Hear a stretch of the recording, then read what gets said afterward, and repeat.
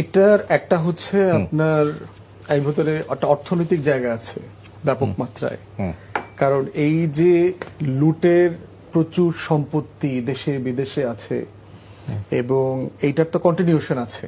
যেমন ধরেন শামীম ওসমানের বিশাল অর্থনৈতিক সাম্রাজ্য আছে না, তার পলিটিক্যাল গুন্ডামির পাশাপাশি। এখন তার কি সবগুলো দোকান বন্ধ হয়ে গেছে? নিশ্চয়ই না। কে দেখাশোনা করে?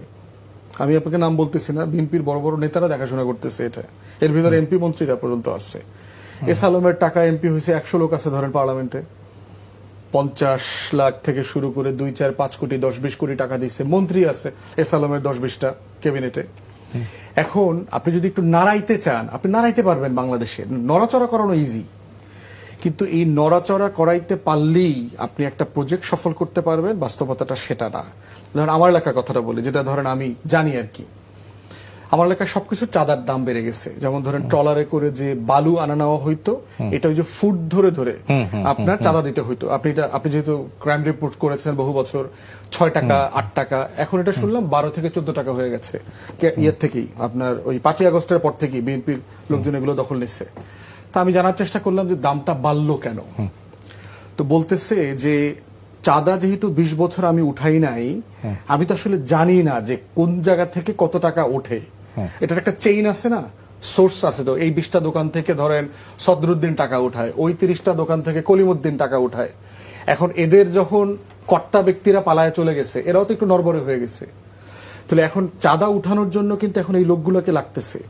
এই জন্য আপনি দেখবেন এই পুরো চাঁদাবাজদের সেকেন্ড থার্ড লেয়ারের লোকরা কিন্তু পলায় নাই, তারা এলাকাতে আছে এবং তারাই কাজটা করছে, তারাই টাকাটা উঠাই দিচ্ছে। কারণ আপনার দলের লোকরা তো চাঁদার সাথে অভ্যস্ত না গত 20 বছর। দ্বিতীয়ত যেটা হচ্ছে, আপনি যেহেতু সরকারি দল করেন, আপনারও তো আবার এই পোলাপান পোষা লাগতেছে। তাহলে আগের দলের পোলাপানও পোষা লাগতেছে, বর্তমানে রাজনীতির পোলাপান পোষা লাগতেছে। থার্ড সে বলতেছে, ভাই এখন টাকা তো আমাকে কলকাতায় পাঠানো লাগে, টাকা আমার দিল্লিতে পাঠানো লাগে, মালয়েশিয়া পাঠানো লাগে, দুবাই পাঠানো লাগে। কারণ ওর সংসারের খরচও তো দেওয়া লাগে, ওর পোলামায়ের পড়ালেখার খরচও দেওয়া লাগে এখানে যারা পালায় আছে। তো রেট কেন বেড়ে গেছে? মাহেন্দ্র চালায় আমার এলাকাতে, সে বলছে আগে 700 টাকা দিতাম মাসে, এখন দেই 1300 টাকা, 1400 টাকা, 1500 টাকা দেই মাসে। কারণ কি? একই কারণ। তাহলে এই যে অর্থনীতিটা আছে, এই অর্থনীতিটা আপনি কিভাবে বাঁচিয়ে রাখবেন যদি আপনার ফেরার কোনো সম্ভাবনা না থাকে?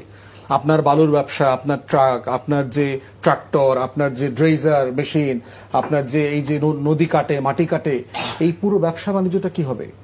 মানে আপনি তো ডেড হয়ে গেলেন পলিটিক্যালি, তাহলে এখন এটা দখল হয়ে যাবে। তাহলে আমি আসতেছি বললে যেটা হয়, মালিকানার প্রশ্নটা, চাঁদাবাজির মালিকানার যে অর্থনীতি, এইটা এখনো ইনট্যাক্ট থাকে। একসময় ফিরে আসতেও পারে, যদি চলে আসে তখন তো অ্যাটলিস্ট আমার আর কিছু কইব না। আকবর ভাই দেখবেন বিবিসি বাংলা সাংবাদিক, সে বলছে কোন একটা জেলার বিএনপির সভাপতিরে আপনার আওয়ামী লীগের নেতা মাসে 5 লাখ টাকা করে দিত দলীয় কর্মসূচি যেন ঠিকঠাক মতো পালন করে। ঠিকঠাক মতো পালন মানে কি? বিরোধী দল যত কর্মসূচি দিবে তুমি চুপচাপ থাকবা, কেউ নামবো না। এটা হলো ঠিকঠাক মতো কর্মসূচি। আন্দোলনের অবস্থা দেখছিলাম আমরা 17 বছর, তাহলে কার টাকায় চলছে? এখন তার আবার একটা কৃতজ্ঞতা তৈরি হয়েছে না? ওই লোক যখন এখন পালায় চলে গেছে, যে আরে এই মানুষটা আমার এই বিপদের দিনে, ফ্যাসিবাদের সময় আমার এই রক্ত পানি ঘাম বিচ্ছা বুচ্ছা আমারে খাওয়ায় পড়ায় রাখছে, আমি বিদেশ যাইতে পারছি, খাইতে পারছি, এই কৃতজ্ঞতার অলদ বলদ হইতেছে। তাহলে এইটা একটা বড় জায়গা, অর্থনীতি।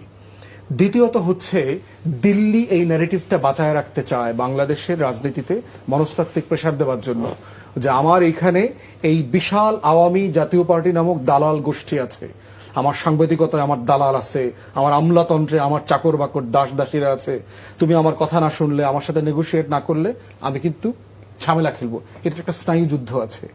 দিল্লি স্নায়ুযুদ্ধ 75-এর পরেও করছে, এই আওয়ামী লীগের চাকর বাকরকে দিয়েই করছে।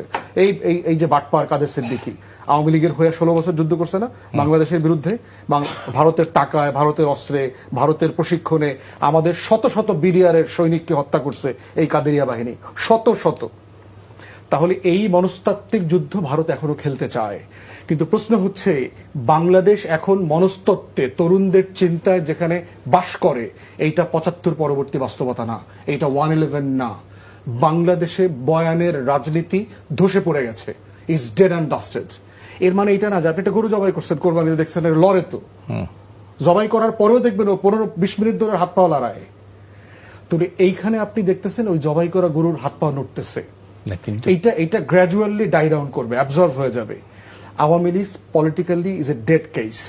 না ফরিদ ভাই, আপনারা এই কথাটা বলছেন, বিষয় আপনি বরাবরই বলে আসছেন, এখন আজিজ ভাইও সুর একই বলছে। কিন্তু আমি যদি এইভাবে বলি যে এরকম একটি রাজনৈতিক শক্তির উত্থানে সরকারি বা সরকারের জোট সঙ্গীদের কি কোনো প্রস্তুতি আছে? সেটা আপনি আলোচনা করতে পারেন যে আপনি এই যে আওয়ামী ফ্যাসিবাদের উপাদানগুলো রাষ্ট্রযন্ত্রে রয়ে গেছে, যেটা আমরা ইউনূস সরকারের সময় সমালোচনা করেছি। ইউনূস সরকার বারবারই বলেছে আমার তো দল নাই, মানে আমি কিছু একটা করতে গেলেই এটার যে রিয়াকশন রাস্তা পর্যন্ত আসে, এটা তো আমি ডিল করতে পারতেছি না। এনবিআর রিফর্ম, এই রিফর্ম, সচিবালয় মিছিল মিটিং হইতেছে। মিছিল মিটিং কারা করতেছে আমরা জানি না, কোত্থেকে টাকা আসতেছে আমরা জানি না, কে কে মিলা জেলা, এটা আসলে সংস্কারের মিছিল না আসলে আওয়ামী লীগের পক্ষে মিছিল, এগুলো তো আমরা দেখছি। তাহলে এখন প্রশ্ন হচ্ছে এখন করছেন না কেন? বিএনপি তখন তো বারবার বলছে নির্বাচিত সরকার আসলে এগুলো আমরা ডিল করব, বলছে না? বারবার যখন যমুনা অভিমুখে এখানে হয়, মারামারি হয়, আমলাতন্ত্রে ঝামেলা হয়, এনবিআর এ গন্ডগোল হইতেছে, বিএনপি আবার বলছে করতেছে না কেন? বিএনপি কেন এই ক্লিনিং অপারেশনে যাচ্ছে কিনা? তার আগে বড় প্রশ্ন আছে বিএনপির এটা বোঝার ক্যাপাসিটি আছে কিনা।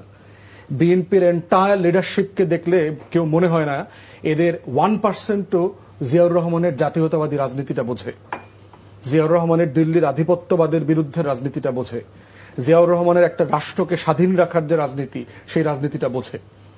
আমি তো কোনো মানে পার্লামেন্টে কোনো আলোচনা দেখতে পাচ্ছি না, বরং যেটা দেখতে পাচ্ছি আপনার এই আওয়ামী ফ্যাসিবাদকে আপনার প্যাট্রোনাইজ করা, মানে একজনের বাদ দিয়ে এক আওয়ামী লীগের বাদ দিয়ে আর এক আওয়ামী লীগকে ভিন্ন নামে তারা পুনর্বাসন করতেছে। আপনি যে পুলিশের রিসেন্টলি যারা ট্রান্সফার প্রমোশন দেখলাম, হাইলি করাপ্ট পুলিশ অফিসার যারা আওয়ামী লীগের আমলে খুব ভালো ছিল, তবে যদি আপনি এই সেকশনটা খুব ভালো চেনেন, আপনি জানবেন এদেরকে, আমিও চিনি এদেরকে। এরা সবাই লেনদেন, তারপরে যোগাযোগ, ওর আত্মীয় স্বজন মিলায় জিলা সাডেনলি একটা বগুড়ার সাথে কানেকশন তৈরি করছো। ওর নানির বেআই বাড়ির 3 নম্বর সতীনের ঘরের ছেলে বগুড়ায় বিয়ে করছে, অতএব আমার একটা পোস্টিং দিয়ে দেন। তো এই জায়গাতে বিএনপির সিরিয়াস ঘাটতি আছে, এই ব্যাপারে বিরোধী দলেরও ঘাটতি আছে।